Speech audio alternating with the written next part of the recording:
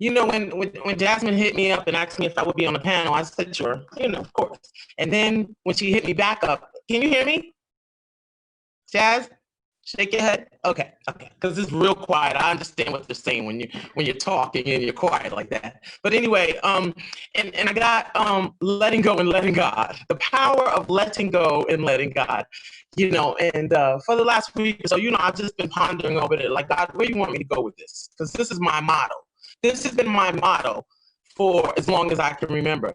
But as I was sitting here just now, something came in my thoughts. I don't know if any of you, look, I haven't been saved all my life, so I know some things of the world and I listen to music. And I thought about Erykah Badu's song, Bag Lady.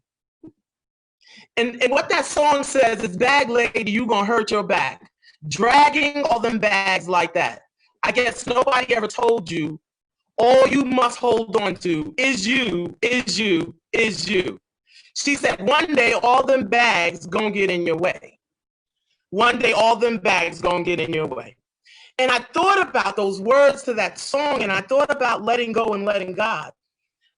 There's a lot of us that carry a lot of bags. And some of those bags are things that we talked about right now. Unforgiveness, not being able to let go. And I thought about, for me personally, I was introduced to God in September 6th. Let me say this. I personally introduced myself to God September 6th, 1989. How did I do that? I was at a bottom emotionally, spiritually, and physically after being on drugs. I was a crackhead. I was addicted to crack cocaine. And on September 6, 1989, at a spiritual, emotional, and physical bottom, I reached out to the only person that I thought was left that would hear me, and that was God. And I said, God, I can't do this anymore. I need you to step in right now. And I ended up going to a program that same night, and I've been clean ever since. I said that to say that the first thing we have to do in order to let go and let God is acknowledge that there are things that we can't handle. That's the first thing. Once we acknowledge that there are some things that we can't handle, it begins the process of letting go. Now, there's a process of letting go. Before we can let God, we have to acknowledge that there's an issue, and we have to understand that this issue is too big for us, and we're powerless over it. We have to understand that there is nothing in my power that I can do to change this before we can even think about letting God in. So for us sometimes, and me being the woman that I am and growing up and coming from the era that I came from, being a strong Black woman was an anthem. That's what I wanted to do. That if you wasn't a strong sister or you wasn't a strong Black woman, then you wasn't getting it. You wasn't doing it. I carried that mantle and I wore that mask of being a strong Black woman. But every morning I looked in the mirror, I was weak. I didn't see no strength. I didn't like who I was. I didn't like what I looked like. I didn't like what I represented. But I carried a mantle of being strong. And until I realized that that mantle of me being strong was just a mask that I would have to use to cover up another mask, that I would have to use to cover up another mask, was I able to let that mask go. But it was a fear for me. See, when I took that mask off and I let that stuff go, I was afraid of what you would say. I was afraid of what you would think. I was afraid of how you would look at me. I was afraid of what you would really see. Because again, I was still at a place where I didn't see myself of being who I am today. So at that point, I made a decision. Jesus. I made a decision at that point that I was going to turn my life over to the care of God, as I understood him. When I turned my life over, I let some things go. Or let me better yet say this. The power of letting go and letting God is that when you turn it over to him, he'll take it away without you even realizing it. So be careful what you ask for. When you say God, when you say let go and let God, you better know that you're turning your will and your care over to the God of your understanding. You need to know that it might take you losing some things. we need to understand that it even may be painful. Also, letting go and letting God is not something that you do once. It's a process. I learned how to let go and let God, like I said, early on in my life. My problem still to this day is being consistent with that. My problem to this day is knowing when to turn things over. You know, my mom always tell me all the time, you need to learn how to pick your battles. Part of my inability to turn some things over to God, to understand that there's power in being weak. It took some time. It's not something that happened for me overnight. So with me saying that, you know, I want to go to the Bible and let you know these are some things that help me to get to the point now where it's easier. I'm not going to say I do it perfectly all the time, because I don't, and I don't know anybody does. But I can tell you that when you can get to the point where you can pull out some things and you can go back into your remembrance, or you can go back to those scriptures that are in your heart and grab them, it makes it easier to let go of some things. I also want to say that because we are women of God, and because we are people of God, I like to tell people sometimes that God will do for us what we can't do for ourselves. I believe that sometimes we take the first step of letting go, and then God does the rest. I believe that the acknowledgement and the admitting it to ourselves is where the power comes in at. That's where the power of letting go is saying, look, I can't do this. I need some help. Or I'm still struggling with the same issue year after year after year. The pain has outweighed the pleasure. I done talked to my mama. I done talked to the mothers in the church. I done been to the pastor. I done been to counseling. I've done everything that I think that I can do within my power. So now it's time for me to turn it over. Okay, so let's talk about that. Let's talk about letting go and letting God. Let's talk about letting go and then turning it over to God. That's where the difficulty comes in. Because we can't turn it over to God, but because he's not doing it the way we want to do it, he's not fixing it the way we want to fix it, he's not taking care of it the way we want to take care of it, he's not moving it as fast as we would like to move it, then we want to take our will back and we want to jump in. Well, let me tell you something. As long as you stay in the driver's seat, you're not letting God. You're not letting, you might have let it go, but you ain't letting God. And there's one thing in letting go and not letting God.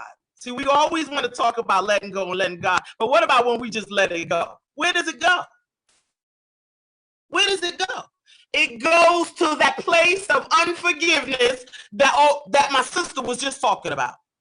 See, that's what happens. We begin to build a place within us that we store all this stuff that we don't want to give it to God. So when you say, how can we forgive and not forget? Because we ain't turned it over. And I don't know, let me just speak for myself. Jasmine, keep me time. Give me a hands up or something. Let me speak for myself. I don't know for me that I want to forget what was the hurt that was. I don't know if I want to forget that hurt, y'all. That hurt is what made me strong. That situation that I went through, I believe that everything I go through in my life is for my making in one way or another. But it's up to me, either I get something from it or I let it hurt me and damage me. And I said that to say that this process of letting go is not as difficult as we may seem, but the process of letting go and letting God is something that we need to learn how to practice and do. So I'm just going to give you a few scriptures. Paul says that in Romans 12:1, he tells us, let me get my Bible. Y'all just bear with me. Romans 12:1. In Romans 12:1, Paul says, I beseech you, therefore, brethren, by the mercies of God, that ye present your bodies a living sacrifice, wholly acceptable unto God, which is your reasonable service. Okay, so what Paul is telling us is that I'm asking you, I'm letting you know that you got a way out. This is your way out, is giving it to God. Now, if you don't take that way out, then you're going to be walking around with unforgiveness and you're going to be suffering. I know somebody told me that unforgiveness was like a man wearing a black suit and peeing on himself. He feels it and nobody else sees it. Think about it. Verse 2 of 12 says, and be not conformed to this world, but be ye transformed by the renewing of your mind. I'm going to stop right there. Renewing of your mind. When we let go and let God, we have to ask God that he renews our minds, because we can't think on those old things that we've let go the same way that we were. We have to start thinking anew. So when I think anew, it doesn't mean that I forget what you've done to me. It means that I still remember what you've done to me, and I have to keep in front of me what steps I took or what steps I need to take so that you don't do that again. I have to always take a look at when I'm letting go of something and I'm letting God, which is forgiving in a sense. I'm not doing this for you. I'm doing this because I'm tired of walking around carrying all these bags. So if this is a bag that I can let go of because God told me that I can, because he told me in Psalms 89 and 13, powerful is your arm, strong is your hand. Your right hand is lifted high in glorious strength. God is telling me that I can handle anything that you got, anything that's going on in your life. I can handle it. I can deal with it. I can lead you in the direction to get through it. I can lead you in the direction to go around it if that's my will for you. But you have to give it to me. You have to let me do it, not the way that you want it to be done. And you have to understand that this thing may still cause you some pain. This thing may still hurt. Matter of fact, it might get worse before it gets better. But that's where trust comes in. And I want to talk about that. Because in letting go and letting God, you have to be able to trust that God is going to take care of it. That God is going to fix it, that he's going to make it better. Or if he don't make it better, my God, he'll make you better. I had to get to the point where I understood that these things that I was experiencing in my life, I had to see what part that I was playing in it. You see, I no longer prayed and said, God, take it from, or let them stop treating me this way. Or God, let me stop getting in these situations. Or God, why people keep doing this to me? I had to turn my prayers around and I had to say, God, help me to make better decisions. Help me to be a better person. Help me to be more understanding. Because sometimes people hurt us and they don't even know that they've hurt us. I like to also say too, and we ain't talk about it, but we also know that hurt people hurt people. So I had to get past the point of talking about what everybody did to me. And I have to take a look at, you know what, Jade, you done did some dirt yourself. Who are you? Come on now.